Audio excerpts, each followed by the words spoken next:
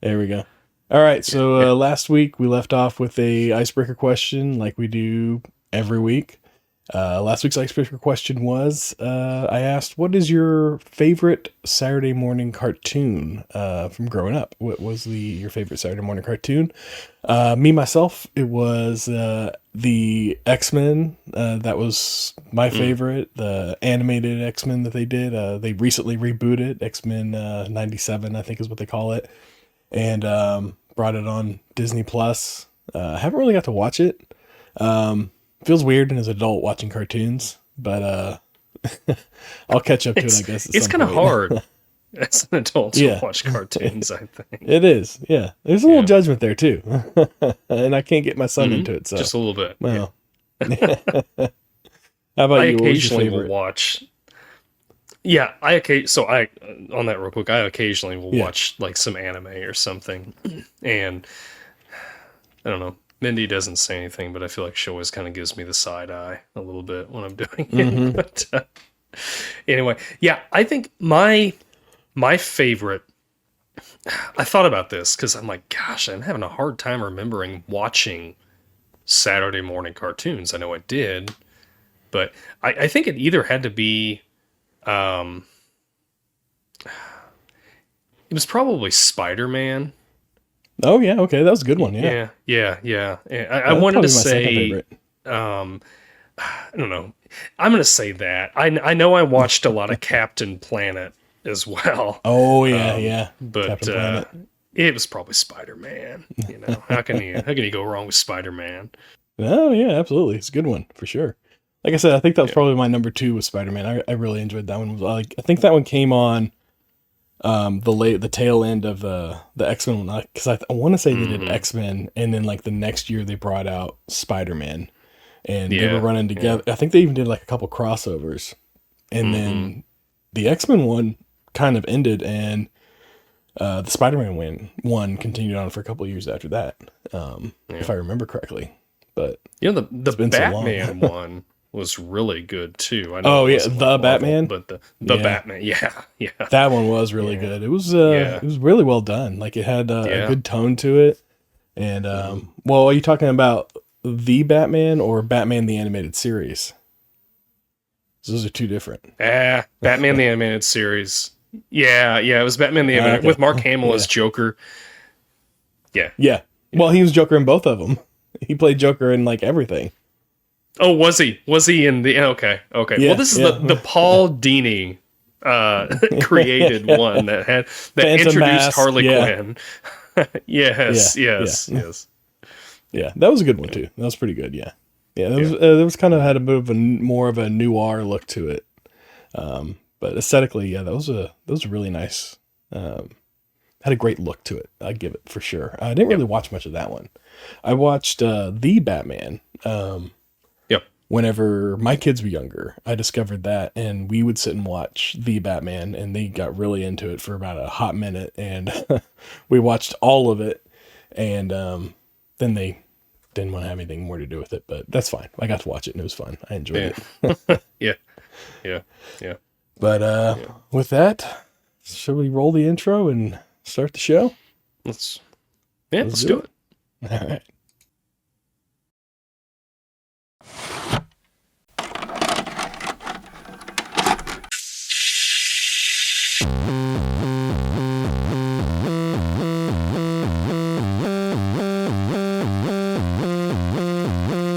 Your local video store card. A comic book in your back pocket. Games with no tutorials. Music you had to discover. And drinking water straight from the hose. These are the things us millennials remember fondly. We are the Jennings brothers. Join us after the streetlights come on as we race our bikes from the top of the hill right down memory lane. Exchange those quarters, because this podcast takes tokens.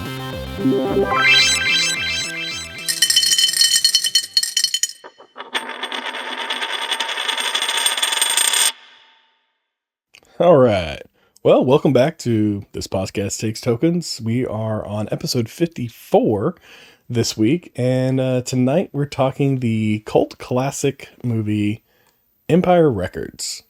Empire Records released October 20th, 1995. This year is actually going to be the 30th anniversary, if you can believe it or not. And yeah, this is a day in the life movie. Kind of all takes place within like a 24-hour time period. I really like that kind of setup, because then you just get kind of like a slice of this little universe. And it was a lot of fun. I enjoyed this one. This is one that I think I'd seen in bits and pieces in the 90s. And then my wife is a really huge fan of it. And she kind of reintroduced me to it. And then we've watched it a few times since then. And yeah, I really enjoyed this one. This is a fun one. We're getting it in a little before the Rex Manning Day. April 8th is Rex Manning Day. That's the day that all the fans celebrate this movie. So we'll be getting it in a little before that.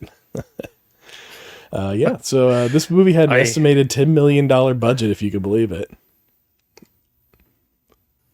Any guesses at about how much of that it recovered?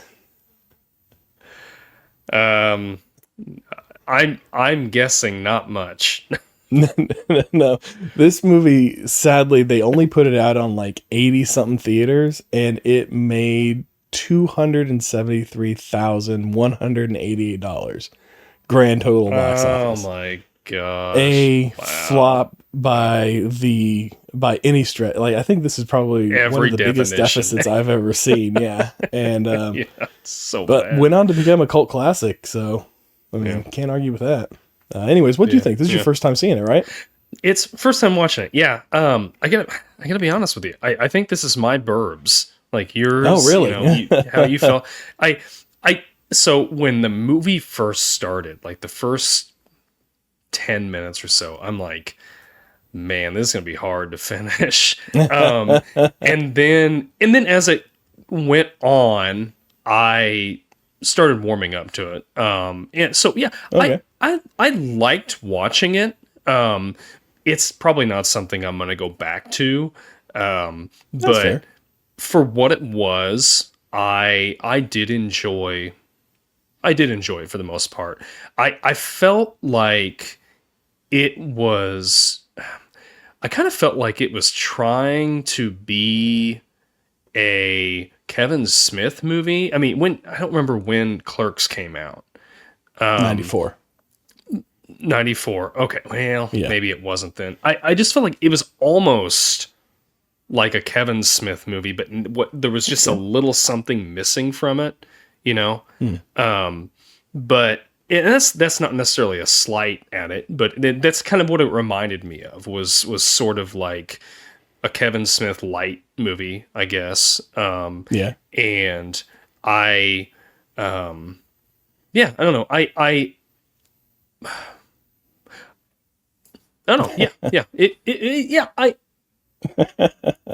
I don't know what else to say. Like, I totally want to talk with you about it. But yeah, it was like my Burbs. Like, I was like, that's fair enough. All right. So, yeah.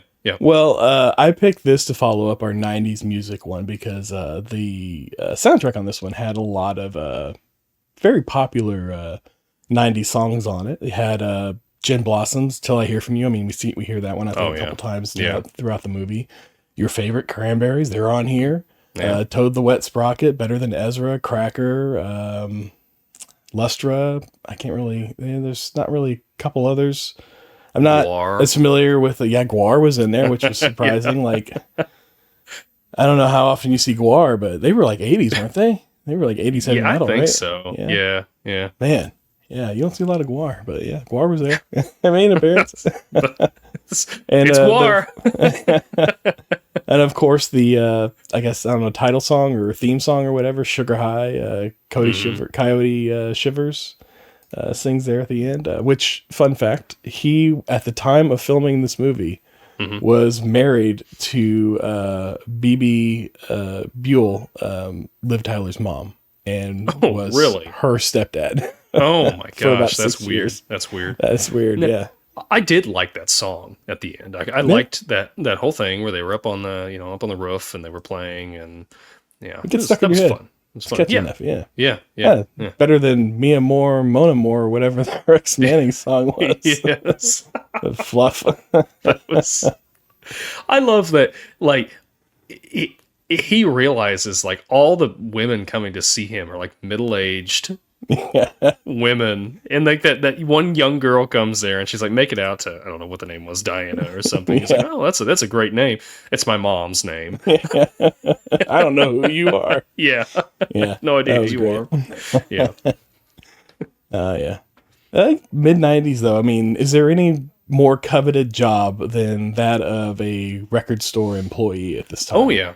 Yeah. I mean, I think it would be fun. It would be fun to hang out with those guys, you know, at that age. I don't know now if I was Joe. Yeah. Like, I don't think I could handle all that. But if I was that age, like, you know, early 20, late teens, early 20s, like hanging out with those guys. Oh yeah. Back then in my life, I would have had a blast hanging out with these guys, you know. Yeah, it would have been a lot of fun, yeah. Yeah. I mean, yeah. I always wanted to work in a record store. I applied to a couple of them, never got the job. It seemed like one of those gigs where you kind of had to know the other employees because everybody kind of liked to mesh. Or a movie store or a game store. I guess we did kind of work in a movie store for a little bit. Yeah, yeah. But that was it's always been it's like just like a 90s iconic thing, working in like a record store or a movie store even. That you really, it's just like, it kind of captures the vibe of like the ideal teen job of the time. Yeah. And I kind of thought that was fun. I like that idea. And I think they did a good job capturing. I mean, this was the writer for this is actually a former Tower Records employee. Okay. From what I was reading. So I guess it speaks to a lot of experience within that. She kind of wrote about like her friends and some things that they did and embellished a lot and everything. But it seems about appropriate. Yeah. So yeah. Go ahead. You were going to say. Okay. Well, I was going to say this whole movie opens up with that impulsive youth attitude of, I can fix all these problems that I see before me with this one dumb impulsive choice. Yeah. And I am stubborn enough to believe that I'm the one that's going to do that. Yeah. And so Lucas then sets forth to rectify what situation he sees as wrong and makes the problem immensely worse. He almost made it a little bit better. Almost made it a little bit better. And then went for more. I liked that beginning scene. Like at first, you know, you see everything that he's saying, like, oh, you know, this is getting bought out, you know, and all this, and then he's driving on his little moped or whatever. I'm like, what is going on here? And then he goes, but I love when he walks by that slot machine and just, you know, ching, ching, ching, ching, ching, ching. And then he's like, black 21. And they're like, black 21. And everyone's like, what is going on? You know, and yeah, I liked that. And then, of course, it just all comes crashing down after he lets it ride. One too many times. That's what all it takes. Yeah. But I did like Lucas. I didn't quite understand him at first. But as the movie went on, I'm like, oh yeah, I really like this. I really like this guy.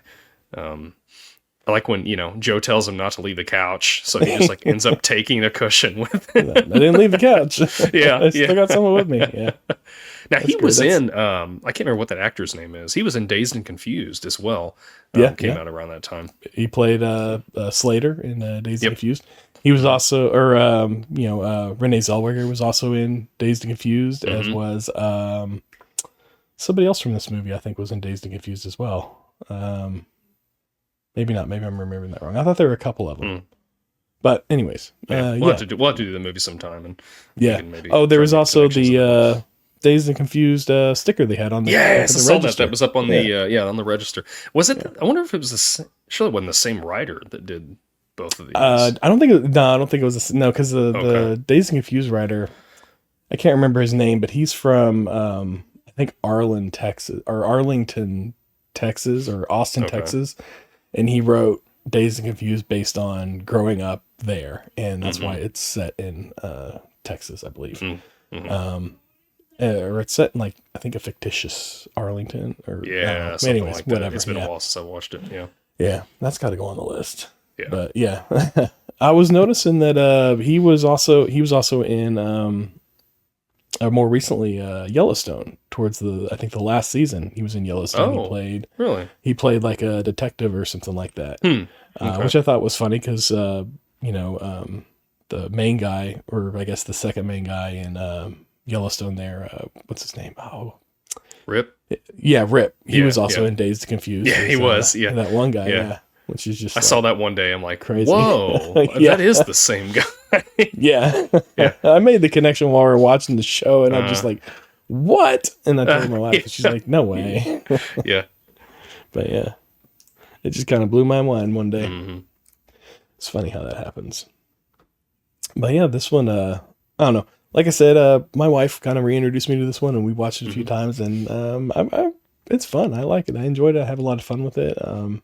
It's a good, like, it's just kind of a good, I don't know what you want to call it, way back maker or whatever, where you kind of like, you think it reminds you of like yourself in like a small way, not like a large way, but definitely like a small way, like the little like mischievous ways that they would kind of like get into stuff like gluing the coins to the floor and stuff like that. Like that's just kind of stuff that we would like. I would have done. Yeah, exactly. Yeah. And just create just a little bit of mischief, and I enjoy that. I always enjoy that. It's a lot of fun. But yeah, I like. Man, I have just like. I like this part, and I like that part, and I like this part, and I like that part. But I don't think that's going to be as much fun to go over. Well, so what of the whole thing? What was probably the you said you liked it, but you're not going to go back and rewatch it. But so maybe what was like the most likable part of it for you? Well, it was. I think it was the interaction that the staff had with each other, which is odd because at first that irritated me because I'm really? I don't feel like any of these characters felt like real characters to me in the beginning. They all just kind of felt like caricatures of, of some like 90s types. Yeah, and like what was I've seen the guy in so many things. He was like the curly haired dude that had that was in he was with Guar. What is the Mark. He was Mark. Yes, in Mark. the movie, that's it. I'm like, this guy just doesn't seem real because he's just just like a little like whirly. Yeah, and he's like out outside, and like he sees the painting of that woman. He's like nah, or whatever. I'm like, oh my gosh. But yeah, as it kind of went on, you could see that kind of started to go away, and I almost felt like it was written to where like they were having the characters act like that to kind of introduce you to like this is kind of who they are, and then as they started interacting with each other, then the layers kind of peel back a little bit, and you're like, oh yeah, these people have really like they've gotten to know each other pretty well because they've it seemed to me like even when they're not working, they're hanging out at that record store and just getting to know each other and everything. So yeah, I like that. And even their interactions with like their relationship with Joe, I thought was great. He's like a surrogate father to a lot of them. It's a good, you kind of enjoy that. Yeah. And why did he look like Scott Stapp? Scott Stapp, who's that? The frontman for Creed. Oh, I don't know. I mean, I don't think it was intentional, but like I'm watching this, I'm like, is that Scott Stapp? Like, is he in this movie? And then I realized it wasn't him. I'm like, oh man, like he could win a lookalike contest with this guy.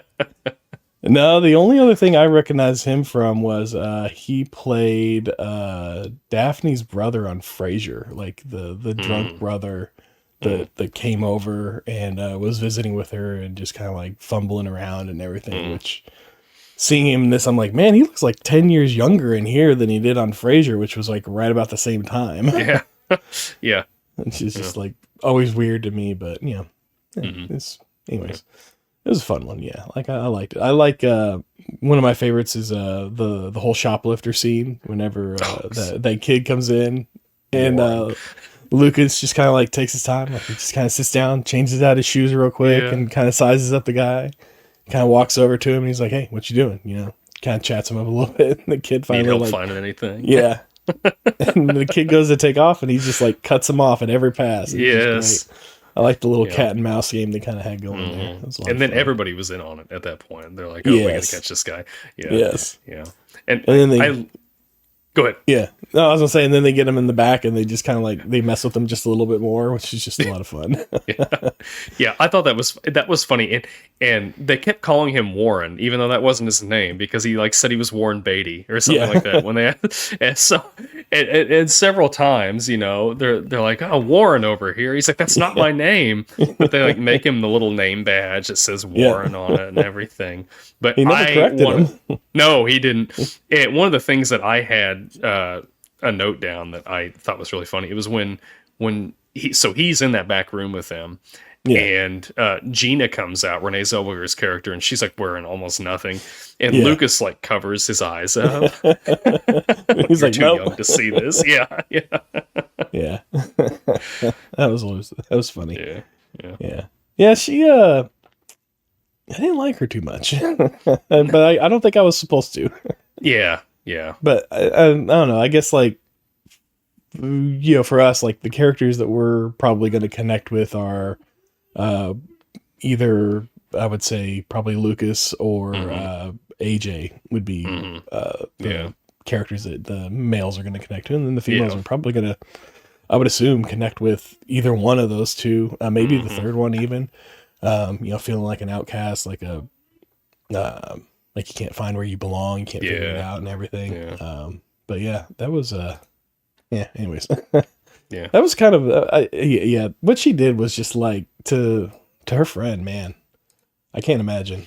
That's something that I only see like But maybe I missed it. I didn't understand like, you know, I didn't understand why she's so obsessed with him. Well, there was that, but then like, you know, she's like, well, I'm going to offer myself to him or whatever. Yeah. And then she's in that room with him, and I can't remember, like, maybe I missed it. Did he say something that like turned her off? Cause she just like grabs everything and like leaves. Oh, I think that was more like, she envisioned it as like this grand romantic thing. Like he's a romantic songwriter and he's just going to like take her in his arms and like ease her into it. And he was more like, okay, baby, let's do it. Rock and roll, you know? Okay. And, she was just like, no, this isn't what I thought it was going to be. And it just crushed her. Okay. And, maybe I didn't miss anything because I'm like trying to listen. Like, did he say something? Like, I don't know. I couldn't figure that out. So okay. That makes sense. That makes sense. It was just, she had over romanticized him, which is that's the whole thing I'm on. I'm like, why is she like obsessed with this guy that's like easily 2, maybe 3 times her age? I don't get it. But yeah. I've never been a teenage girl, so I don't understand that type of thing. I'm not going to pretend like I do either. She's telling Gina in that first scene with them, you know, she's got that picture of him. Yeah. I think he's going to be my first, and I think that's good. I think Rex is a good first for you, you know. It's like, what is this? Like, who even is this guy? I mean, it's just not somebody, you know, like some teeny bopper or something like that. No, just some guy who had hits like 20 years ago. But, yeah. Anyways, I gonna shift it now. Sure. Another one of the things that I really enjoyed was whenever Joe goes back into his office and it's kind of like a stress reliever. He hits the AC/DC and hits that drum kit and just starts jamming out with it, and then like everybody else kind of like starts going on with it too. I just really enjoyed that. That was a good good use of music, and it was a great like just like you can kind of like feel what the character's feeling, like his aggression, his anger, and he's just kind of like pouring it out real quick. I always like whenever they do that in movies, and they kind of like anytime like there's a drummer and they just take it out on the drum kit. I don't know why, but that always just like feels right. Yeah. I feel like in another life I may have been a drummer. Maybe. Maybe so. Who knows? I'll never know. I along the lines of Joe. So when the owner, I can't remember the guy's name, but when his boss comes in, and he's like, I need the money from last night. You know, I need to deposit or whatever. So he like puts just papers and stuff in this bag and zips it up and locks it. The guy like never tries to go and deposit it, right? Like, well, I don't know. Did he ever leave at some point? Well, I guess maybe he didn't. He was probably like hanging back and trying to schmooze the record guy, the Rex Manning guy, because I think he's the reason why Rex Manning was there, is because he was trying to promote the record store and make it profitable. And this is like his big swing, because he clearly has no taste as far as like, you know, what's current and what's trendy and everything, which is why, you know, perfect to, you know, own a record shop. But yeah. Right. So I think he was just hanging back trying to like schmooze on that guy a little bit, thinking like that might help in some way or whatever, make that go smooth. Yeah. And he may have just never got around to leaving to go make that deposit. Because I think at the end, doesn't he take it back, or did it ever come back? I can't remember.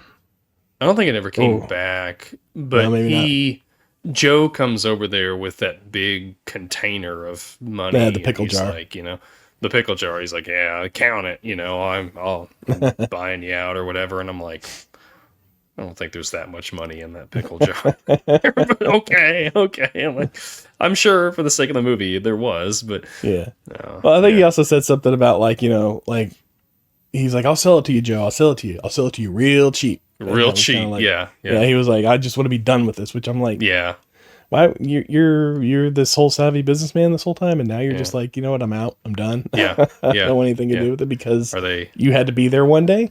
Yeah, I mean, Music City is ready to write the check, right? Right, like, I'm sure you're gonna get more money in a Music City than you are from Joe and his pickle jar full of tips and admission fees and everything.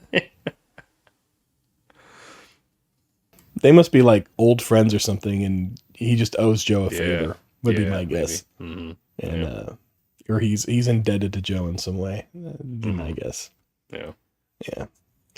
So here's something that I was looking for throughout the movie, and I didn't spot, but on the DVD cover, on the movie poster cover, everybody's standing there, and they're all behind Liv Tyler, and down at her feet there is a dog, like, kind of like the RCA dog or the dog from Frasier, you know, like a little, I don't know what you call that, Yorkie or Terrier, I think. Boston, not a Boston Terrier, Jack Russell Terrier, I think is what it is. Oh, yeah. So there's like this little dog on the cover. I never saw a dog in the whole movie. So I don't know if the dog got cut or what, but I know that in my research looking into this, because I went and I read some things on it. The original cut had about 40 extra minutes that they pulled, and it actually ended up cutting out like 2 characters completely and reducing a couple other characters' lines to just, or a couple other character arcs to just a couple of lines. Like the what's her name? The record producer girl that's there with Rex Manning. Yep. She had a whole thing, and like her and Joe, and apparently like, you know, like they started. You just kind of like, see the end of it. Yeah, you just kind of see the end where he's like, you want to go get dinner or whatever. Yeah. But apparently there was like a lot more leading up to that, and there was like more explanation about like AJ and Liv Tyler's character Corey and their history, and kind of like because it was supposed to be spread out over 2 days originally, and then they cut out all this stuff and they put it down to like a 1-day movie. And it kind of like, I can see where that makes some of it seem a little chaotic almost, or half-baked. Like some of it's just like, it's definitely like you have to make inferences or assumptions, and it's definitely not giving you the whole, all the pieces to the puzzle. Like you've got like a 1,000-piece puzzle here, and we're missing 80 of the pieces, and there's some holes, and for sure it doesn't look right. Like there's definitely like some things that are off. I'd like to see it with all that stuff back in it. I think like the director's cut or something. Yeah. I think we need that for all of them. We were in the modern age. Can't we do that? Right. No. Yeah. I mean, if we can have like 15 different cuts of Blade Runner, we can certainly have, you know, an extended cut of Empire Records. Yeah, of something. Yeah. I think the DVD I read has an extended cut. There's like the DVD release was an extended cut version. It didn't have all of it, but it had some more. But maybe I did see that version of it because when we met, we were watching DVDs. So maybe that's the version I saw originally. Did you watch it on? Did you watch it on Hulu this time? Or I watched it on Hulu this time. Yeah, same. Yeah. So I don't know if that was the same one or not. I don't remember. It's been a while since I watched the actual DVD. We've been streaming stuff for like 10 years now. I can't. I know, and I hate that. Like I own discs of things, and the only time I get them out anymore is if I am wanting to watch something that is not streaming, because it's just so convenient. I'll just go into Netflix and and I'm done. You know, how lazy are we? It's like, oh my gosh, I gotta get up, pull out the case, open it up. But I mean, with our wives, it's like, I gotta get up, I gotta open up the disc folder because our cases are all gone. Can't have cases. Can't have nice things. Yes. Like a nice DVD library wall. Yeah. No, we had, even back whenever I started getting DVDs, like the moment I got a computer, I was ripping them onto my hard drives and networking Xbox or whatever I could making like into a little server or whatever to play them and watch them kind of on demand in a more rudimentary way, but I mean, still it's my DVDs, so. But yeah, I like that. I like the the convenience of just being able to press a button and watch the thing. I mean, even before that, I had a 5 and a 10 DVD player that held 5 or 10 DVDs, and I'd put in there and loaded up with a bunch of them. There were a couple that just like stayed in the rotation, but what are you gonna do now? I mean, we'll see. We're talking about this, and then it makes me think of like music. Like we have Spotify, or we have YouTube Music or Apple Music or whatever, and that's the whole reason we don't have Empire Records anymore. Is because we're streaming everything. Streaming everything. I know. On one hand, I miss going down to the record shop and flipping through albums and picking out and finding new music. Like up in the second story of the Empire Records here, they had the listening booths. I remember the listening booths. You remember the listening booths? Yeah. That was awesome. You'd let you listen to anything for as long as you wanted. I'd go up there. There was I didn't have I didn't have a record store like here. I live in a smaller town. You're in the city. Like our listening booth was going over to Walmart, and you would scan the CD, and then you had you could listen to a couple 60 options, seconds maybe. Of a couple options or whatever. But still, I mean, you got to preview the album before you bought it. Yeah, a little something. Yeah. So. But the listening booth would be nice if you could just listen to the whole thing in its entirety and be like, okay, there's maybe one song I don't like on here, but I'll take the rest. I used to go on, when I worked at Target in high school, I'd go on my lunch breaks and I'd walk down, or next door there was a Subway. I'd grab a Subway sandwich, eat the Subway sandwich. As I'm walking further down the strip, there was a, what is it called? CD warehouse back in the day. And, about then I'd finish up my little 6-inch, throw away my trash. I'd go in, pick out a couple CDs, load it up, and just sit there for the rest of my break and listen to whatever music, I felt like listening to, and just put them back and move on with my day. Every once in a while I go in there and buy one, but they always had great deals. It was like you could get, if you bought 10 used CDs that were like $8.99 a piece, you would get your 10th one for free or something like that. So that was always a good deal. I'd usually go up there and blow a paycheck every once in a while buying like a dozen CDs or something. Jeez. I don't remember spending that much. I would drive up to it was back when we had Hastings. Did you ever have a Hastings down there? No. It was like never. a store. It was like a chain of stores that had like music, books, comic books, like video games, like Magic the Gathering cards, like board games, all this stuff. And I remember I remember driving to, like, there was one that was like in, a town that was like a half hour away. And once I was able to drive, I'd drive over there, every, maybe one weekend a month or something. And I would go and pick up a CD or two and maybe a game or something. So yeah, I guess maybe I blew paychecks on stuff before like that. But, Yeah, it's always fun. No, we had, yeah. what was it called around here? It had something called Movie Trading Company. They came around in like late 99 was the first time I went into one. But they had VHSs and DVDs and records and games from used games from whatever systems, like you could just bring in anything, any media, like comic books. They even did like, now you go into them and they've even got trading cards and all that other kind of stuff. They still got one up the street from us. They're expensive right now, but I mean, it's the only game in town. But now they do like, they've got action figures there now too, which is weird, but I guess that's a thing. Like vintage stock. I don't know if you've got those down there or not, but like it's the same company. Like chains up here called Vintage. Yeah. Oh, is it? Okay. Yeah. Okay. Yep. Yeah. They just call them Movie Trading Company now. I've went in there. They one of them bought the other one out. I don't remember when. Oh, okay.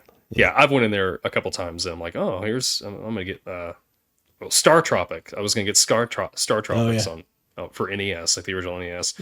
They were wanting like $50 for it or something. I'm like, nope. I go on eBay, I can play it on Switch. For like 30. Yeah, that too.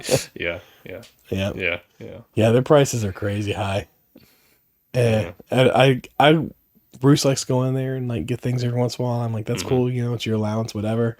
And I'll go in there and I'll kind of like walk around and browse and I'll look at it. And I'm like, man, they want like all the Nintendo games they have are all those like, they sold like 1 million copies of like, whatever NFL football game or whatever. All those like RIB, whatever. Like all these ones that are just like there's 1 million copies of them out there anyway. Oh yeah, and they still want like $10 a piece or something like that. And I'm like, oh, come on, I've already got them, but it's because they're vintage. Yeah, they're vintage. Yeah. So I don't really buy from them. I try and hit the little shops whenever I find them. When I go for my games, which is like whenever we go on vacation, I'll usually like scout out a shop near where we're going on vacation, and I'll kind of make a little detour there and maybe get a couple games or something like that. I try not to buy them online. I like to kind of go into the stores and get them. But anyways, I've derailed our conversation far enough off of this movie. Sorry, Empire Records. So I'm gonna shoot something out here for Empire Records. Everybody was disturbingly calm when Warren comes in with the gun. Like, I know he had blanks in that thing, but everyone's just like, but they didn't know that. Warren, what are you doing? Like, I think they were probably and then he just gets off like scot-free with.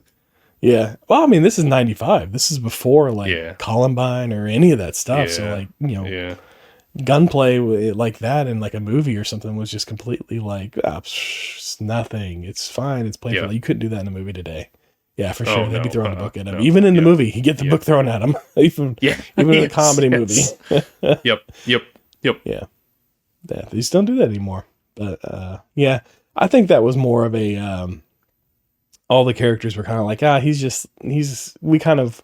we know, we may not know this guy personally, but we know his type. We know, where he's coming from. He's an angsty teenager.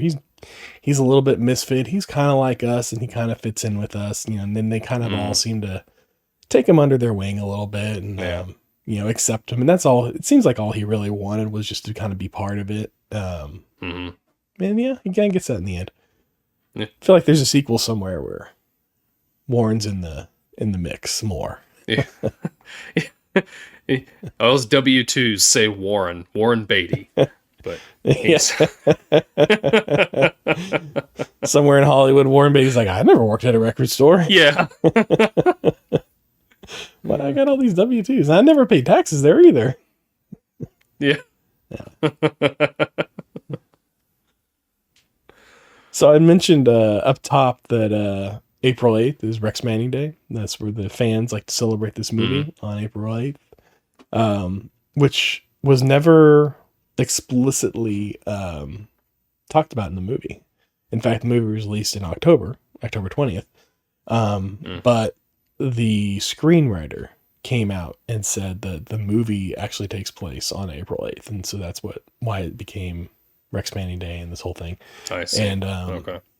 there's like last year they did a tie-in with Aviation Gin, and the guy that plays Rex Manning, he comes out dressed as Rex Manning, and he's like, hey, I'm here to celebrate Rex Manning Day with two of my biggest fans and two of my favorite gins, Aviation Gin and this other, like whatever the other one was that Ryan Reynolds was, hawking at the time. And they did like this whole like Rex Manning Day thing tie in with Aviation Gin last year. It was kind of funny. Wow. It's on YouTube. But yeah. Anyway, so he picked April 8th as a homage to Kurt Cobain, because April 8th, 1994 was the day Cobain was found in his apartment dead. And so the writer chose that date as an homage after the fact. The movie came out after the fact, but after the movie came out, made the put it on the record that's whenever this whole thing takes place on April 8th. So retcon kind of interesting. A little bit. Yeah. So, yeah. I guess there was a cut scene that explained that a little more, but it got cut or whatever, and he kind of wanted to put that on the record. Yeah. So I was looking at the credits on this, and I guess Tobey Maguire was in this movie. Where was he? I missed him. That was one that was cut. And all that stuff that got cut out. Yeah. Okay. He was originally cast as I think the Mark character. Oh. Mark or Lucas, one of those two he was originally cast as. And then he backed out because he didn't want to commit to a big part because he wanted to focus on screenwriting. And so they had him come in and do a smaller part instead. And then that ended up getting cut whenever they did the final edits. Okay. Which is kind of like one of those, like what could have been type things, but also like it was a small bit part. So in this movie, clearly, at the time didn't really do anything anyway. So it didn't matter to him anyways. Yeah. I think about this time he was doing, was it Pleasantville that came out around this time? Yeah. Great movie. Yeah. So there was that. So yeah. I couldn't understand. So, what's her name? Not Corey, not Gina. Deborah? Yes, Deborah. She comes in, shaves her head. Ah. How is their hair cutting equipment and like a buzzer just sitting around, lying around in some storage closet?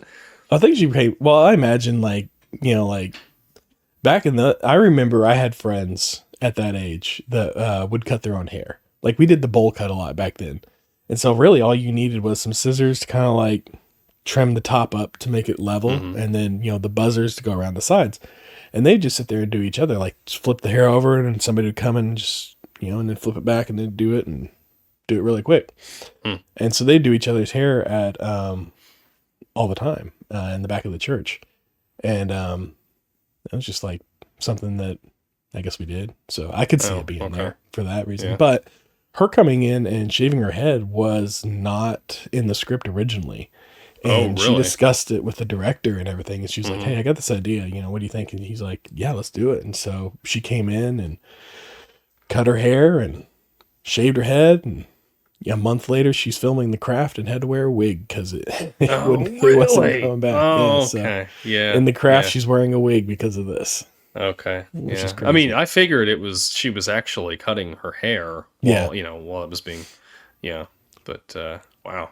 Yeah. Interesting. One of those impulsive things. But I mean, I can't imagine the character with hair, which is weird. Yeah. I think it suits her. But yeah, so some people can pull it off, some people can't. I think she can pull it off. It works. Yeah, sure. Yeah. And I got one more little thing that I uncovered, which is kind of weird. I couldn't find heads or tails of it, but I saw mention of them about 5 years ago developing a Broadway musical based on this. And the only things I could find were a couple of YouTube videos that were just a couple minutes long. Yeah. Of some improv groups doing reading scenes from the movie. Like they had like the script printed out and they were reading the movie like on stage while they were like drinking or something. It was the strangest thing I've ever seen. And it was just like the video I watched, it started in the middle of a scene. It went for about 2 minutes and then it ended before that scene actually wrapped up. So it wasn't even a full like of any, I don't know. It's weird when you come across those old YouTube videos like that, where it's just like a slice of something. Right. It's like, I got no beginning. I got no end. I don't even really have a middle here. I've just got like, like something that loosely resembles video. Yeah. But here it is. Yeah. But yeah, so apparently there was a Broadway musical in the works, which interesting. I guess could work. I mean, it seems like anything with a decent soundtrack, they kind of try and build a Broadway musical around. Yeah. I don't know. I think it could work. Yeah. Maybe. I think you have to retool it a little bit, but it could work. I could see it. I mean, the thing that the movie just basically takes place in, well, it's just in one building. I mean, I know they've got a couple outside scenes, but you could easily put that on the transition. Stage. Yeah. Oh, yeah. Yeah. So that's about all I got. I did come across one other little factoid. I didn't write it down, but I couldn't find much to back this one up either, so I didn't really follow up with it. But since we got a few minutes left here and it's on top of mind, there were 2 almost castings. One of them was Angelina Jolie in the role of Deborah, the one that shaved her head. Oh, okay. And Billy Joel Armstrong in the role of Burko, her boyfriend, the one that's the lead singer of the band at the end. Yeah, so wow, that's just crazy to think about. That could have been a thing, but yeah. So interesting. Interesting. All right. I feel like I did a good research on this one. Yeah, I filled a lot of time. You did. Yeah.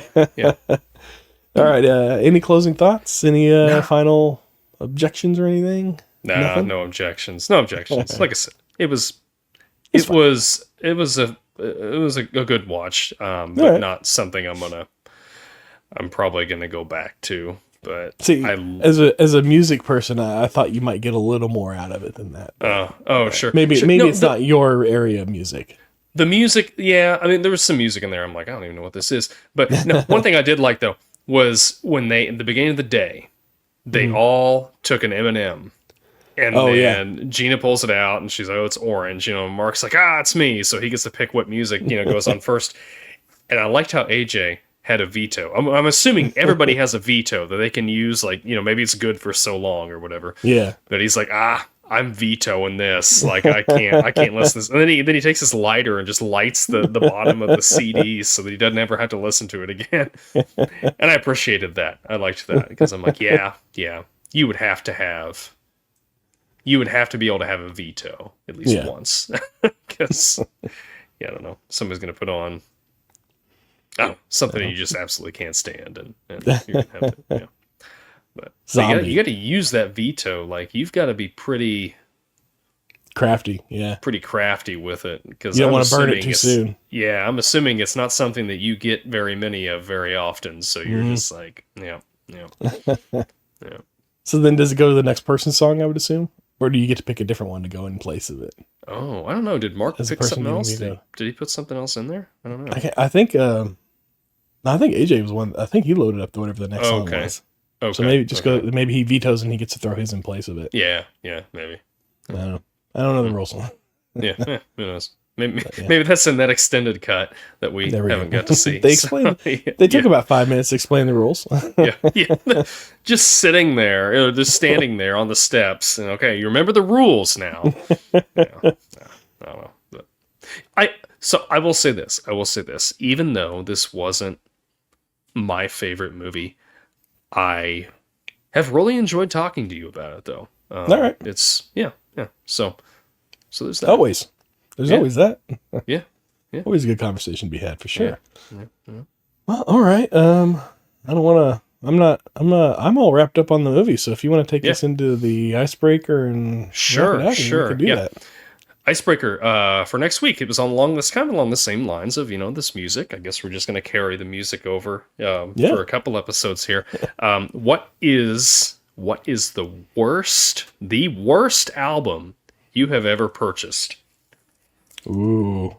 So you're like, oh, I'm excited to get this. You buy it, you pop it in, you're like, oh, there's like one good song on this album, or whatever, so you immediately regretted buying it. I don't know. So you're I was thinking of it from the perspective of I bought it originally because I really wanted it, and then quickly my opinion of that music changed. So you're saying, I guess, any way you want to come at it, right? All the above, yeah. Any way you want to come out of it. Yep. Yep. All right, that works. Worst album you ever bought. Right. Worst album you ever bought. Yeah. And if you're listening, let us know and put down the comments. What's the worst album you've ever bought? Saturday morning cartoons, like we talked about in the beginning of the episode. What was your favorite Saturday morning cartoon? Yeah. We will. We'd love to read all the comments on the air. So put anything down, and we will read it. So absolutely, we appreciate everybody listening. Remember, sharing is caring. Reviews help a lot. If you can give us a review, we would appreciate it. I think Apple Podcasts, you can still leave a review on there. You can leave a review on Spotify, share on Facebook or any of your other social media platforms that you are on. We would really appreciate it. Be kind and rewind, and we'll see you next time. See you all right.